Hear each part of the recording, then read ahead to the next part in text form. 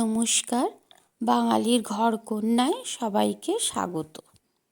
সন্ধেবেলায় কিছু মুখরোচক খেতে ইচ্ছে করলে চায়ের সঙ্গে বা হঠাৎ করে বাড়িতে অতিথি এসে গেলে শুধু আলু দিয়েই এইভাবে একটা সুন্দর স্ন্যাক্স বানিয়ে নেওয়া যায়। তার জন্য আমি এখানে 4টে আলুকে টুকরো করে নুন দিয়ে সেদ্ধ করে নিয়েছি। এবার একটা ম্যাশার দিয়ে ভালোভাবে এটাকে ম্যাশ করে নেব। আপনারা গ্রেটারের সাহায্যেও বা হাত দিয়েও করে নিতে পারেন।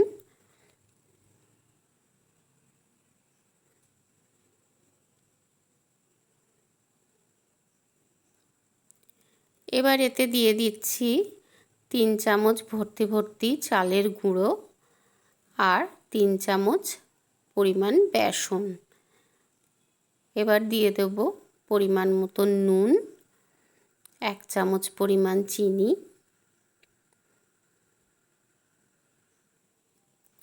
অল্প একটু হলুদ গুঁড়ো,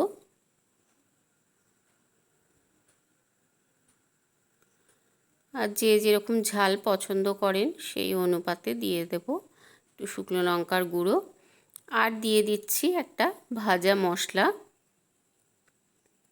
এটা আমি ধনে, জিরে, শুকনো লঙ্কা, তেজপাতা ভালো করে শুকনো খোলায় ভেজে তারপরে গুঁড়ো করে নিয়েছি। এটা এই ধরনের যে কোনো কিছু করতে গেলেই এই ভাজা মশলাটা দিলে খুব সুন্দর লাগে খেতে। এতে কিন্তু কোনো জলের প্রয়োজন হবে না, এমনি এটা সুন্দর একটা ডোয়ের মতন মাখা হয়ে যাবে। ওইভাবেই আমি একটু মেখে নেব এটাকে।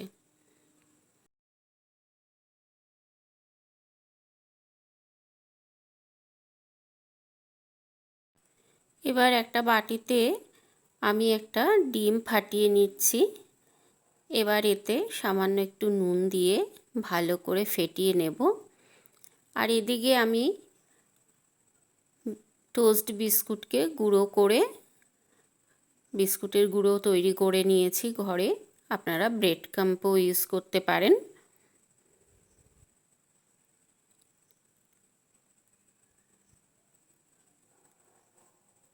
এবার হাতে একটুখানি তেল মাখিয়ে নিয়ে ওই ডোয়ের থেকে অল্প অল্প করে নিয়ে একটা বল প্রথমে গড়ে নিয়ে তারপরে একটুখানি চ্যাপ্টা করে ডিমের গোলায় ডুবিয়ে এবার আমি ব্রেড ক্রাম্বের ওপরে ভালো করে গড়িয়ে নেব।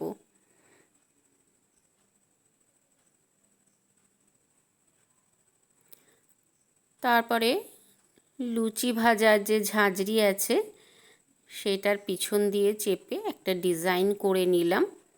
আপনারা আপনাদের পছন্দ মতন সাইজ বা ডিজাইন করে নিতে পারেন। আমি এইভাবেই করছি। এভাবে আমি সবগুলোকে গড়ে নেব। ওদিকে আমি কড়াইতে কিছুটা সাদা তেল গরম করতে বসিয়েছি।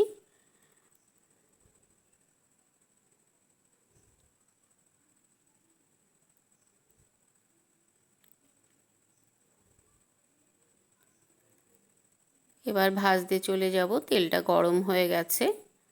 খুব ধোঁয়া ওঠা গরম করব না, কিন্তু মোটামুটি গরম করব। তারপরে আস্তে আস্তে স্ন্যাক্সগুলো ছেড়ে দিচ্ছি। আর এই সময় আঁচটা একেবারে লো থাকবে। একটা পিঠ একটু ভাজা হয়ে গেলে এগুলোকে উল্টে দেব। আমার ওই পিঠটা একটু বেশি ভাজা হয়ে গেছে, আপনারা একটু খেয়াল করবেন।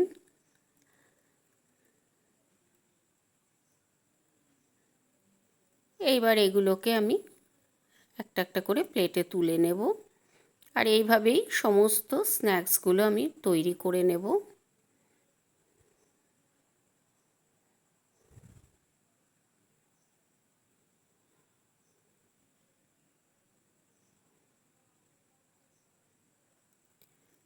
এবার চায়ের সাথে পরিবেশনের জন্য তৈরি হয়ে যাবে।